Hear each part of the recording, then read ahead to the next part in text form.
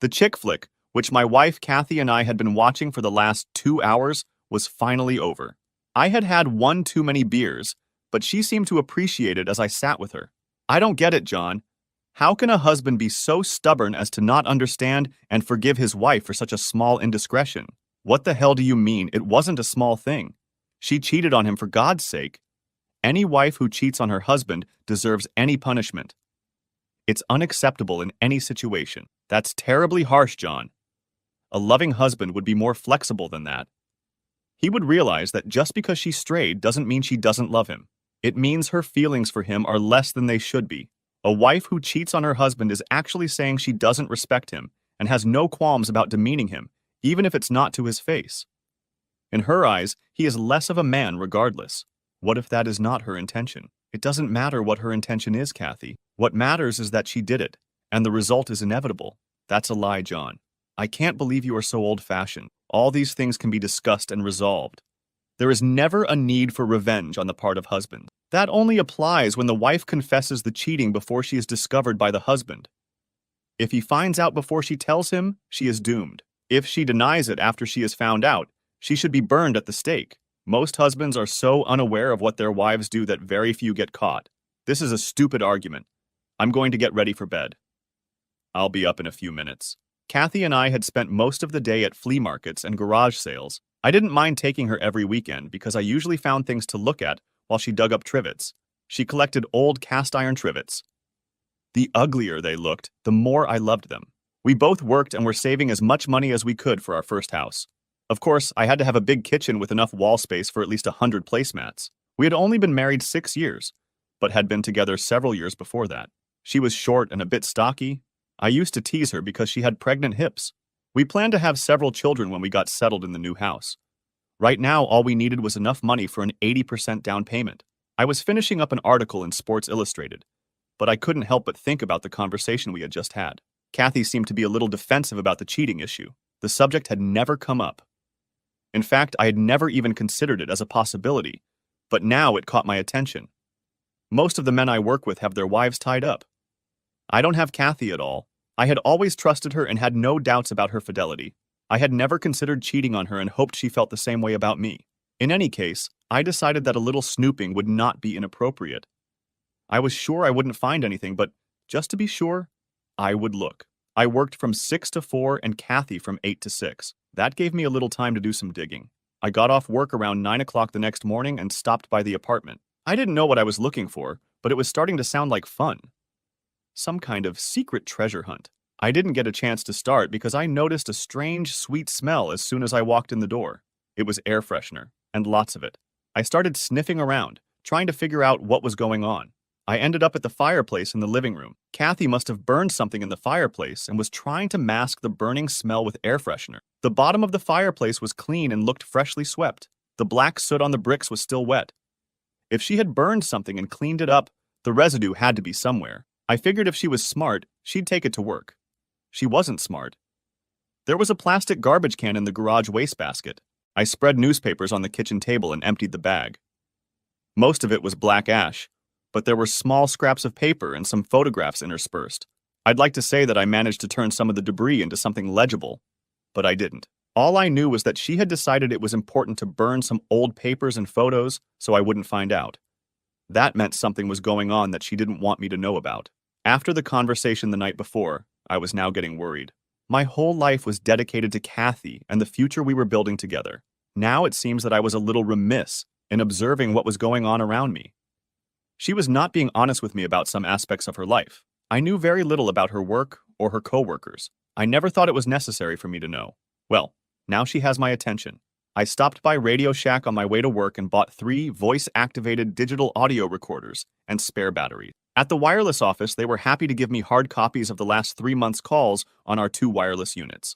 I explained that we were being audited by the IRS and needed the information to verify deduction. I asked for both phones so it wouldn't look suspicious, but threw mine into the shredder at work. For the first time since I got married, I started having bad thoughts about my wife. I didn't like that. But I was just guessing. I got home a few hours before Kathy and had time to set up the recorders. The one in the living room, the one in the bedroom, and the one in the kitchen. I had to adjust the one in the kitchen so it wouldn't record the refrigerator running. I would turn them each on when I left for work in the morning. Dinner was ready when Kathy came home. Hi, sweetie. I hope the chili is okay. Sounds good as long as it's not too hot. About halfway through the meal, I started to probe. Hey, the house smelled like hell when I got home. It was like a cross between lilacs and burnt rubber. What the hell did you burn in the fireplace before you left for work? She'd been caught. She had tried to hide that she had burned those things, but now it had come out. Oh, it was nothing. Just some old papers and stuff from school. Why the hell did you burn them? Why didn't you just throw them in the trash or run them through the shredder? The way you cleaned the chimney, it looked like you were getting ready for the CSI to come in. I don't know. Why is it such a big deal? Kathy, I find it very odd that you got up this morning, got ready to go to work, burned a bunch of old school papers, and then cleaned it up to make it look like it never happened. Do you blame me for being suspicious? Besides, they didn't look like school papers. They looked like letters and photographs. What the hell did you do? Go rummaging through the trash and pull that stuff out just so you could accuse me of something? Yeah, well, fuck you, asshole. You do the dishes. I'm going to take a shower and go to bed and read. You can sleep on the couch. Kathy had never spoken to me like that before, but I had never accused her of anything. A few seconds later, the shower was running. I pulled her cell phone out of her purse and copied all her speed dial numbers, all outgoing calls, all incoming calls, and all messages. It only took me a few minutes to scan her phone book into a computer file. I didn't mind sleeping on the couch, but the living room still smelled of lilacs and ash. I had plenty of time off from work, so I took the day off. I turned on the recorders and left the house at my usual time, but went to Denny's instead. Shortly after 8 o'clock, I returned home. Kathy made a call. Hi, I'm having some problems at home. No, it's nothing like that. She just suspects something is up, but has no idea what it is. She's being irritating and it's starting to piss me off. Okay. Sighs. I guess I can do that. Maybe Friday. See ya. I had no idea who the mysterious person on the other end was, but I figured I would soon find out. I wondered what would happen on Friday. I spent the morning at the library going through her phone record. I could have done it at home, but the library's reverse phone book was better than the internet and faster. Of course it didn't work for cell phones for shit. I was able to eliminate most of the numbers because I knew them or was able to correlate them with her address book. It stood out like a sour thumb, the number of a TR. It was on his speed dial and in his address book. Also in the address book was a landline number, which turned out to be a Tom Rollins. Kathy worked with him at Generex, and in fact, I met him a few times. The last time was about 10 days ago at a company event. He and Kathy were very close all night, and I remembered that I didn't like him. He was married to a cute little brunette who didn't seem to be having any fun at the party either. I made a list of all the times Kathy had called Tom in the last 3 months and all the times he had called her. None of the text messages came from him. I assumed that Tom was the one Kathy had called this morning. There were a lot of calls, but I was just guessing. After making a couple of copies of the phone list, I stopped by Tom Rollins's house. I figured I had nothing to lose, so I knocked on the door. John Connor, I was hoping I could talk to you. Come in. Damn, it was an unexpected surprise. I'm sorry. I'm at a disadvantage here. I know you're married to Tom, but I don't think we've met. My name is Sylvia, but everyone calls me Sly. She held out her hand, and I shook it out of politeness. John, what I need to talk to you about is the affair your wife and my husband are having. Wow. It hit me in the face again. I wasn't expecting that either. She seems to know a lot more than I do. I'm filing for divorce from Tom and I'm naming Kathy in the suit. I have a lot of documentation to support it and would like to assist in several things. Sylvia, I don't mean to give you a hard time about this, but the truth is I just found out yesterday. I have no information to help you. The only thing I have right now is some phone records. Let me see.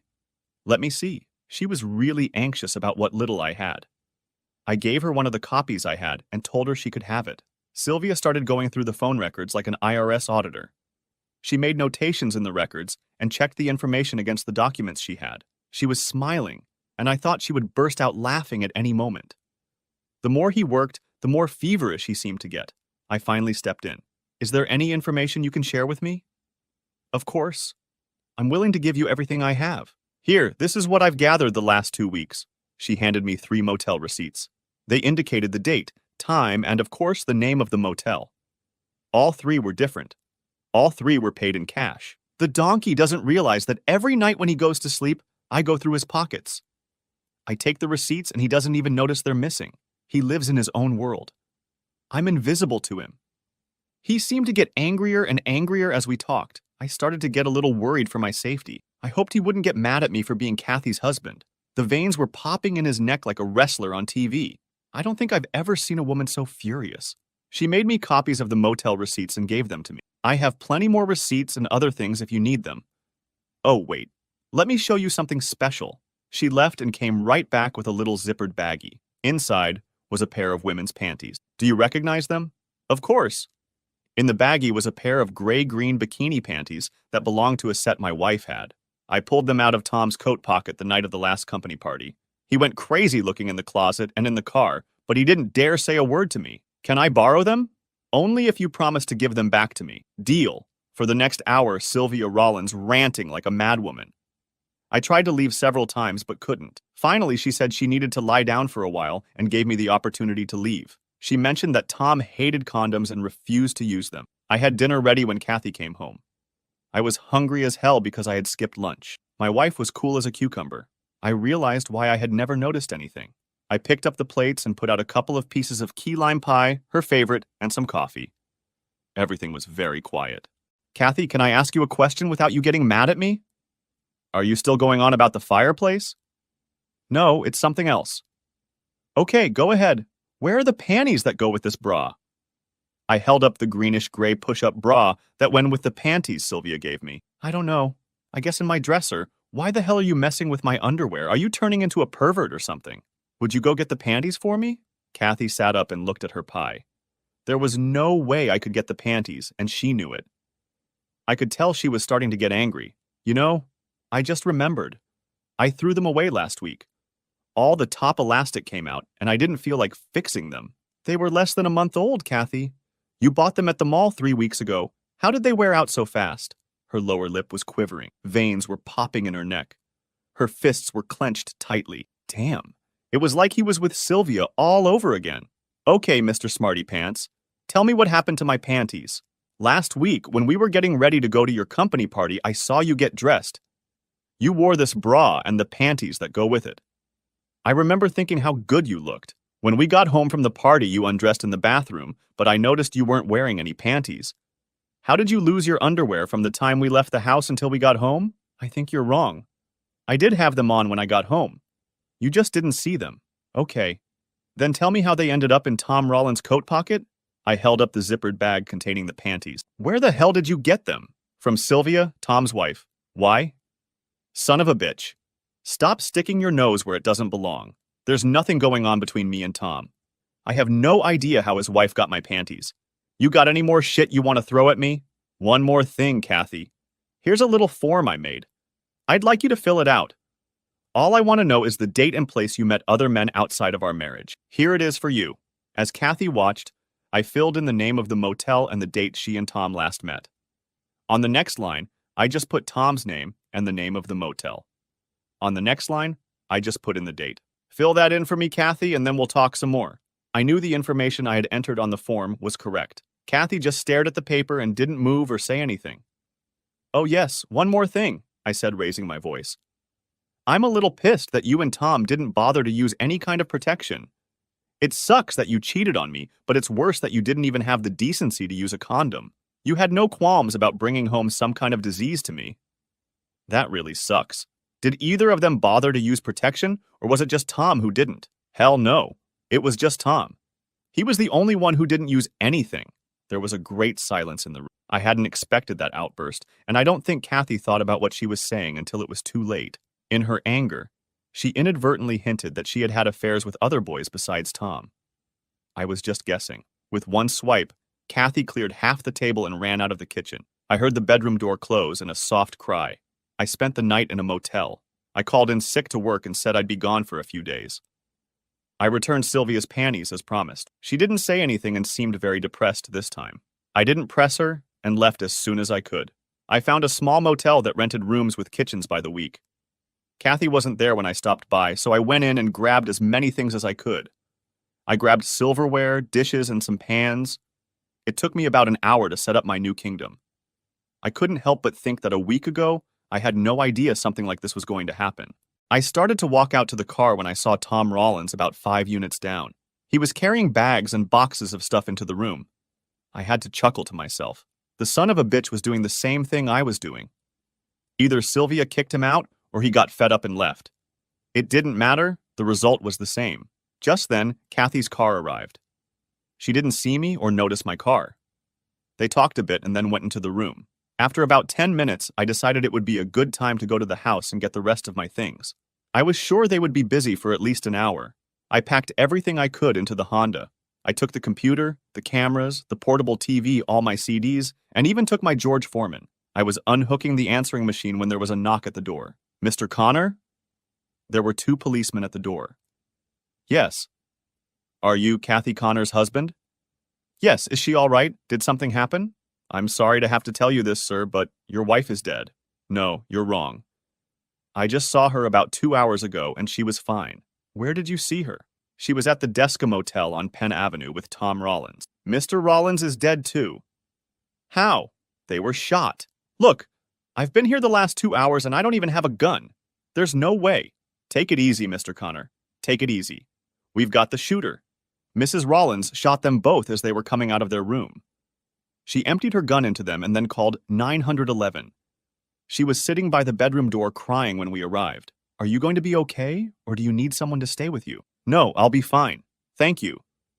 "Would either of you like to buy a placemat? A week ago, everything was fine. What the hell had happened?"